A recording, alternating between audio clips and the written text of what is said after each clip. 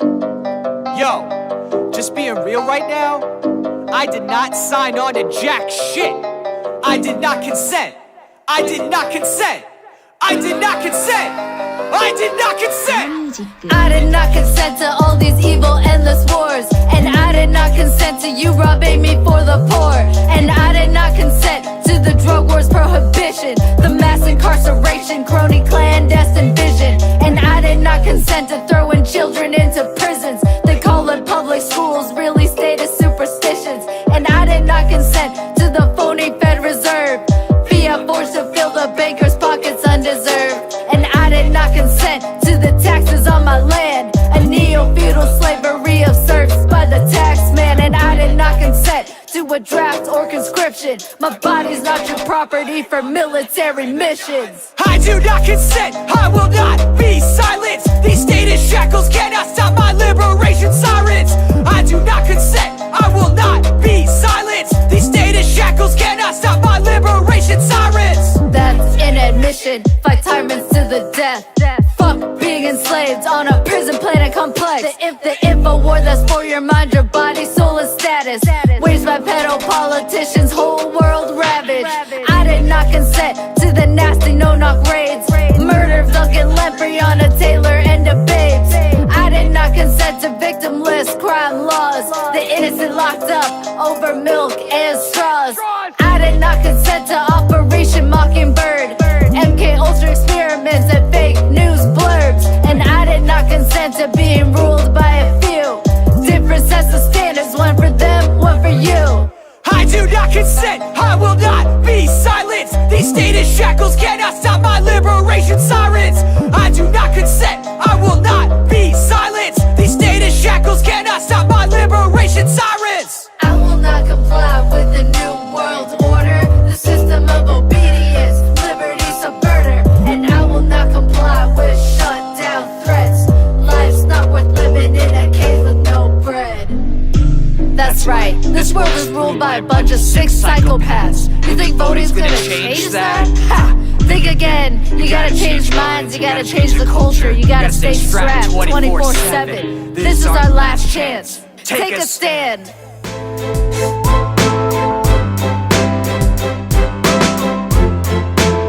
What up, Vigilantes? I'm here with the philosopher. How you doing, girl? Hey, I'm good. Doing good? What's up, Raphael? I'm doing great. Shout out to Alex Vidal. What? Crypto Vigilante. So, hey, maximalist or pluralist? For Bitcoin? Yeah. I'm not a maximalist. I'm definitely open. I'm more into the free market and competition. So definitely not like just into Bitcoin maximalism. So instead of telling people who you are, how about you show them who you are? Can you spit some rhymes for us? Okay. Just a quick verse to get this going. Okay. Yo, I can't do it.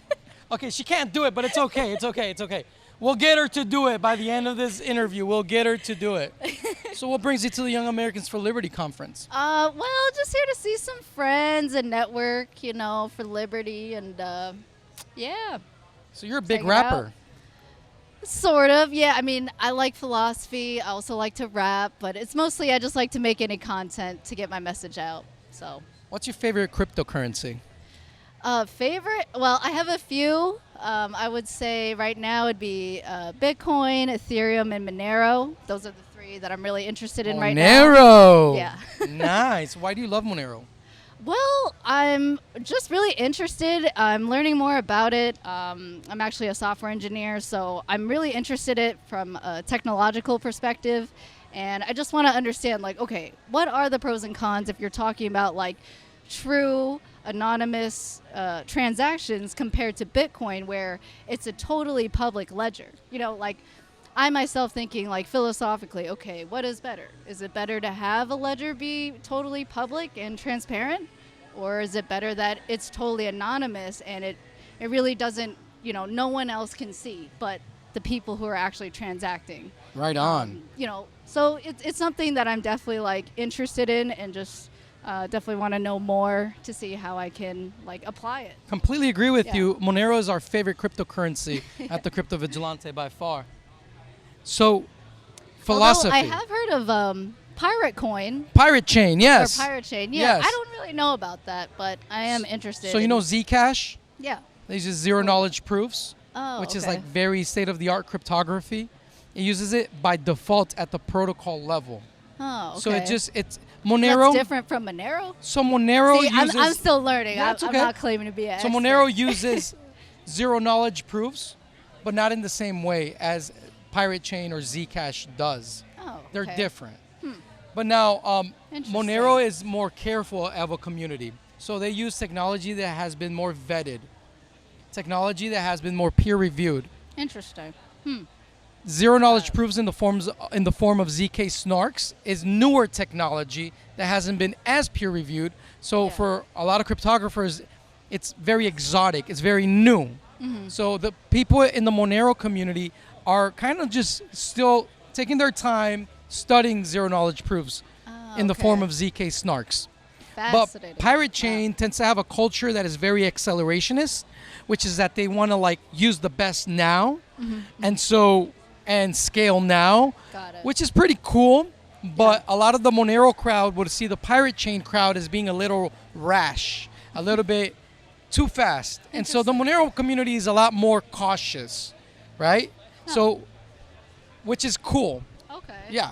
Interesting. Yeah, Cool. Monero community is more cautious, and that's why we like Monero so much. But at the same time, we think that Monero itself could use a good competitor in the market, and Pirate Chain is that which we always wanted Zcash to be. And we don't like Zcash because Zcash, if you look at it, it's it comes from like the venture capital crowd.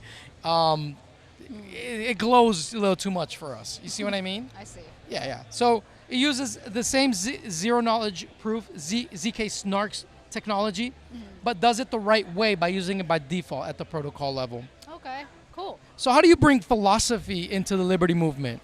Oh, well, so philosophy, why I bring it in, why I focus on it is ultimately what we're trying to do together is say what our truths are, right? We're trying to advocate for the truth. And what philosophy is about is how do you even know what the truth is? Like, how do you know and discern truth from falsehood? So I guess the way I bring it into the movement is I just try to make videos, I make memes. I'm a rapper, but I also try to make music and music videos. So doing anything I can to create like entertainment artifacts to try and like get people to wake up and see, what's going on in the world. And that namely is trying to get people to realize like how really enslaved we all are. I mean, ultimately, you don't really own your property. You don't really get to own yourself. You have to pay so many taxes, and you're ultimately in the system of coercion and extortion. So, yeah. So the meme, the power of the meme. Yeah. How do you embrace the power of the meme?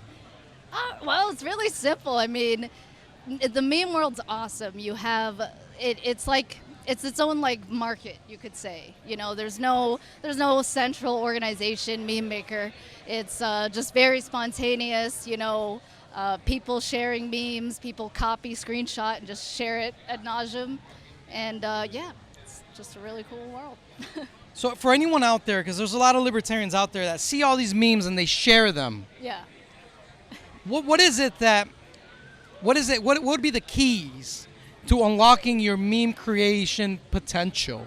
Oh, what are the What's the keys? What are the keys? Yeah. Oh, I would say first just follow a bunch of meme makers that you like people who you actually enjoy their content, and you'll eventually just start seeing patterns. I mean, that's what I did, and then thinking of memes yourself. So I would say just immerse yourself in the world, get into it, and it'll just kind of come naturally. So. What's your favorite philosopher as representing what you do in the liberty movement? Oh, okay.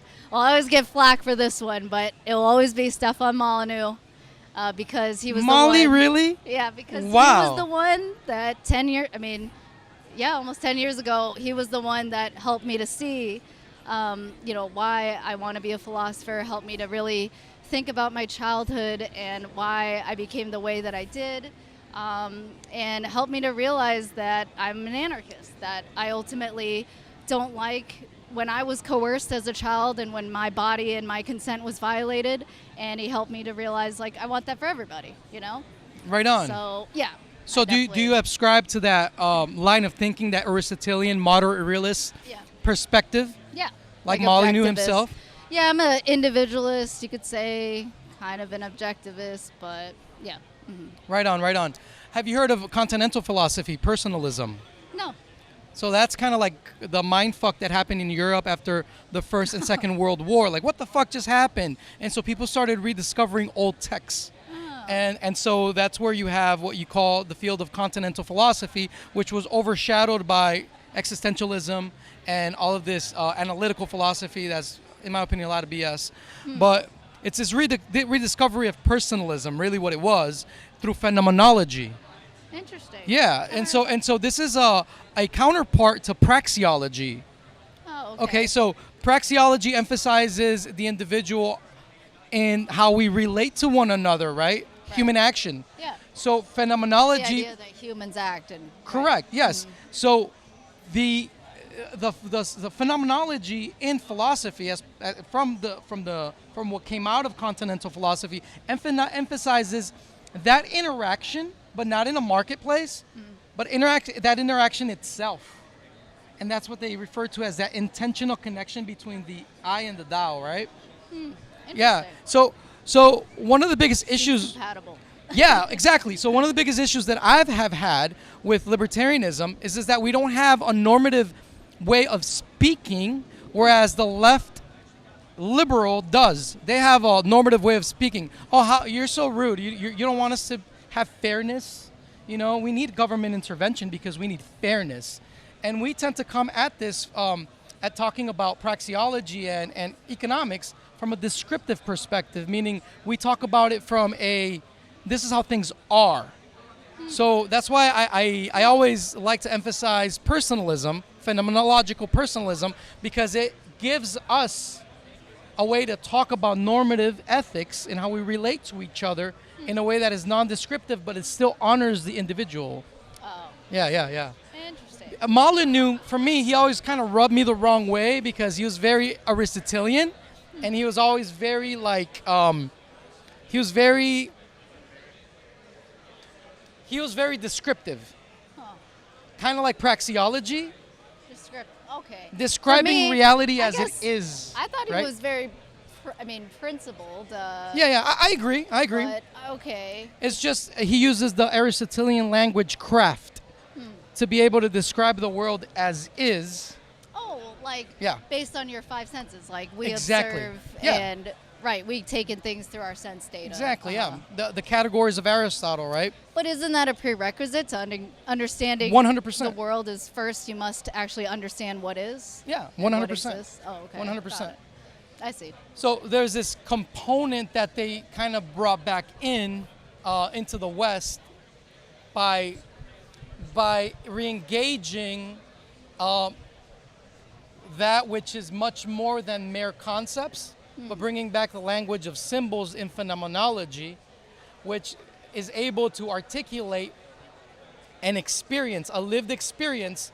Because what happens when you So, for Ca- example, categorize if you things- say individual liberty, is that kind of phenomenological? What you're saying? well, yeah, you're But like well, the way we 'cause you're talk saying about it. how in- the left has terms like equality. yeah. you So know, so the way we have that terms like liberty. yeah. So or- our terms are descriptive, Huh. right? Because we come from that Aristotelian praxeological perspective. Well, so for example, like a term like property rights. yeah. Is that descriptive?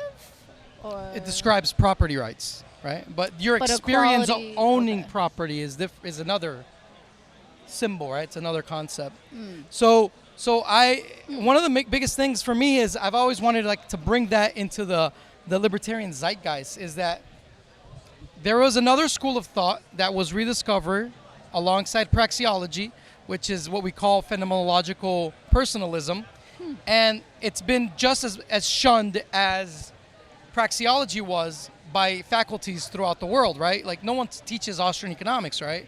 At universities, right? It's something you have to Some. look for, yeah, you know? it's not mainstream. Yeah, right? so it's a way for us to have a normative language to speak about things from a normative perspective, that the individual has dignity, right?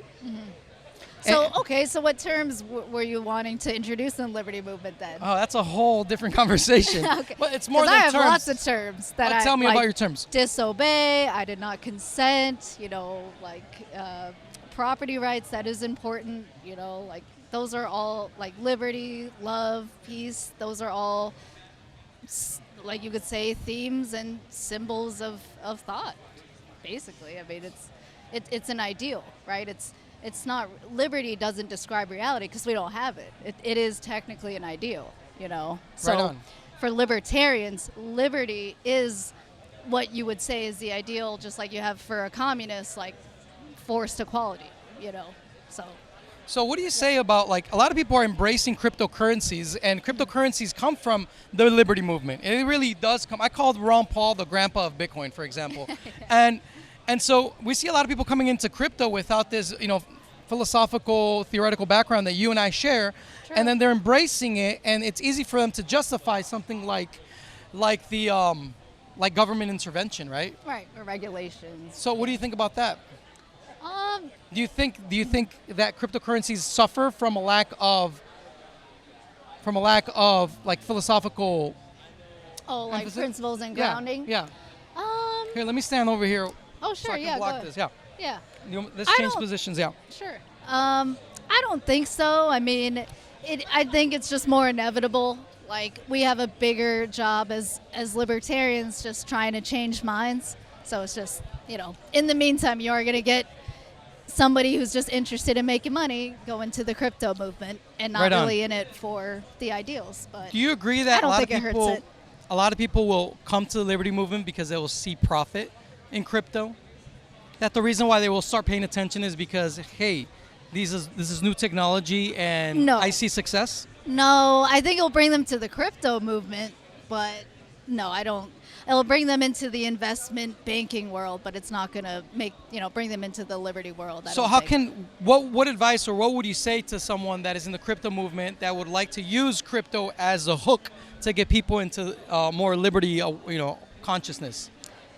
Well, let's see. I mean, what I would say is then you would have to really think of your target demographic and think of people who could really benefit from something like a private currency. And so that could be something like visiting, foreign countries where people are not as connected to the internet, or maybe they are, but they're not as connected to the global economy, and they really rely on each other. So like trying to bring the ideas to them that's more practical, that's what I would focus on if I was doing that bent. Trying to be like, okay, how can I practically help certain people? Like I think of Andreas Antonopoulos. He's really into Bitcoin, and he really is into helping anyone. Like if anyone has a cell phone, he wants them to be able to have their own bank, and actually be able to save your money and not have to go through a central authority, and get a license or whatever through your country. So that's probably what I'd focus on, is like those who are really disenfranchised, I think it might be hard to bring someone into the liberty movement who's like really rich, and I don't know, like there's no pain to feel. Like I could be wrong, but I guess that's what I would focus on if I was doing that. So, Right on. yeah. So where can people find out more about you? Oh, you can find me on my website. Just go to thepholosopher.com. You just spell it like THEPHO and then LOSOPHER.com. So one more time. Can you spit some rhymes? Oh, okay. I'm here today with Ralph Lefeverde, and we chilling with some guy named Leandrew. And I'm trying to spit some rhymes, and it's not very good, but that's okay, because later I'm going to do some. Okay, good. Thank you so much, guys. all right. Thank you for being with us. Peace, love, anarchy, guys. Take care.